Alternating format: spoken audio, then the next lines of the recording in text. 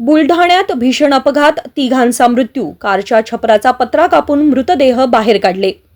बुलढाण्यातील नांदुरा शहरात मंगळवारी पहाटे एक भीषण अपघात झाल्याची माहिती समोर आली आहे.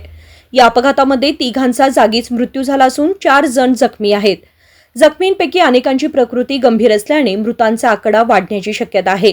प्राथमिक माहितीनुसार बुलढाण्यातील राष्ट्रीय महामार्ग क्रमांक 6 वर हा अपघात घडला. पहाटे 4:30 वाजता नांदुरा शहराजवळ आर्टिगा कार आणि ट्रकची जोरदार टक्कर झाली. ही टक्कर इतकी जोरदार होती की कारमधील तिघांचा जागीच मृत्यू झाला. ट्रकच्या जोरदार धडकेमुळे कारचा पुढील भाग पूर्णपणे चेपला गेला होता. त्यामुळे कारमधील मृतदेह आणि जखमींना बाहेर काढणं अवघड झालं होतं. मात्र नांदुरा येथील जीवनरक्षक पथकाने 2 तासांची मेहनत करून गाडीतील जखमी आणि मृतांना बाहेर काढलं. भीषण धडकेमुळे कारमधील सर्व प्रवासी निपचित पडले होते. त्यामुळे जीवनरक्षक पथकाला कारच्या छपराचा पत्र्याचा भाग कापावा लागला.